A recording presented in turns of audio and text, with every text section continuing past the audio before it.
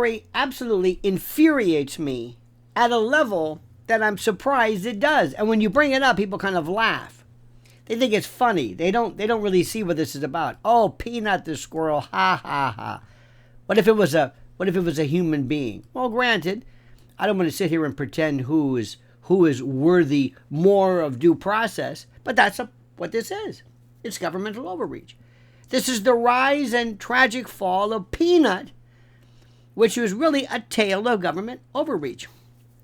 It starts like this. In late October of 2024, what began as a story of social media charm spiraled into this incredibly sweeping symbol of state overreach, draconian overreach.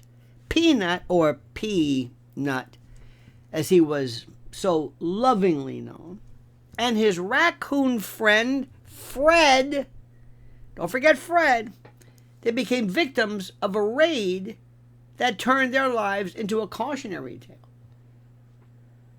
Remember, at first, your first inclination is to laugh at this because, Peanut kind of reminds me of, Chuckles the Clown or something. But Peanut was rescued in 2017 by mechanical engineer Mark Longo after he found orphaned and injured in New York City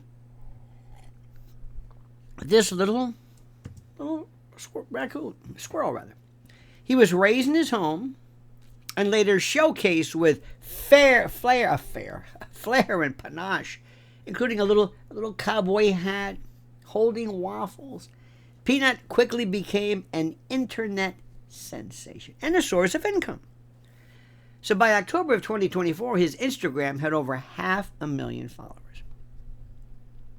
And his fame expanded to TikTok and Cameos and OnlyFans, bringing in substantial monetized attention. As a result, Longo and his wife, Daniela Bittner, expanded their operation into what they called PNuts Freedom Farm Animal Sanctuary, housing some, listen to this, 300 animals, as reported in late 2024, okay? Now, it works like this.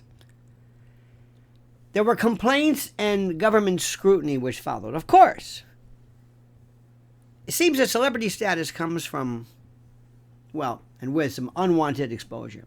Complaints surfaced in early 2024, lodged by licensed wildlife rehabilitators and neighbors, and assorted pains in the arse, asserting, of all things, inter alia, that Longo was illegally keeping wild animals without appropriate credentials. Okay, fine.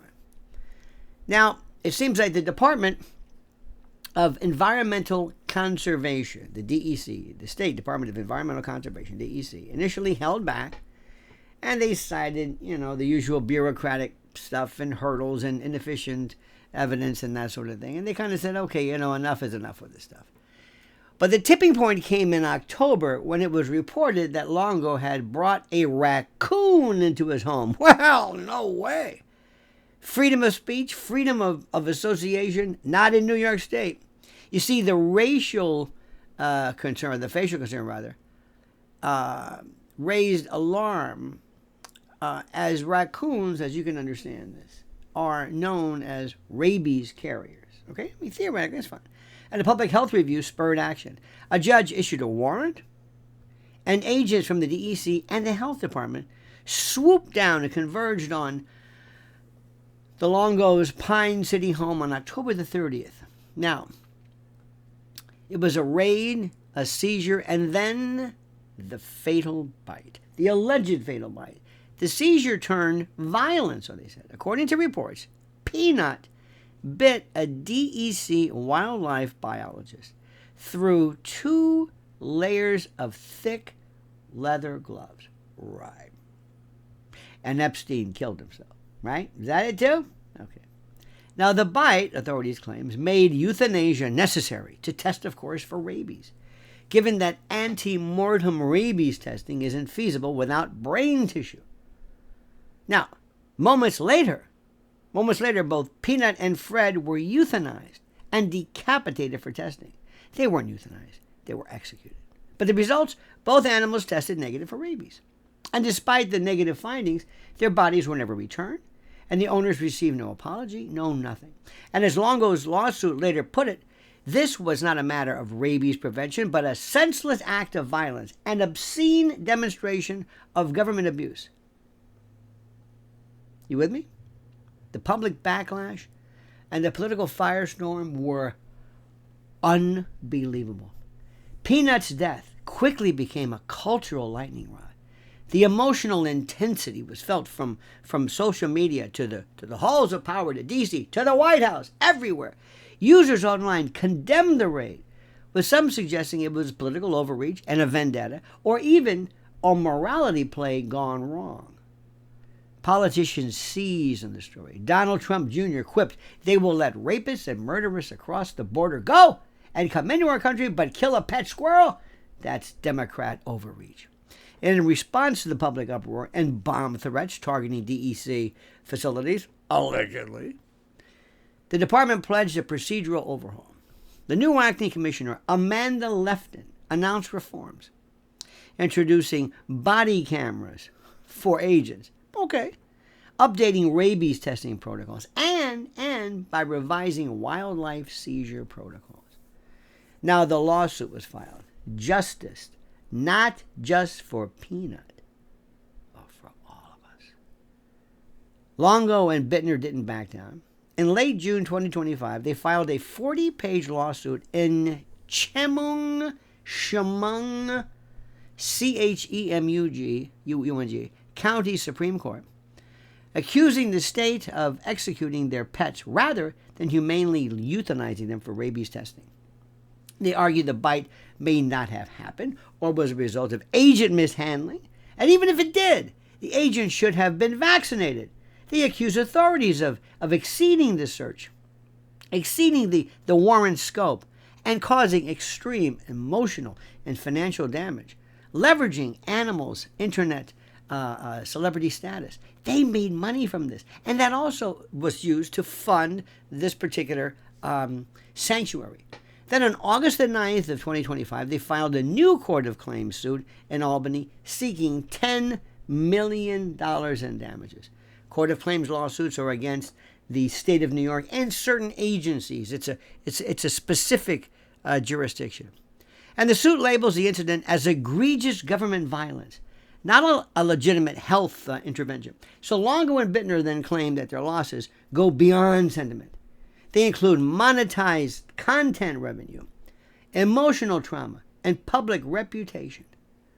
Now, the citizens reacted immediately.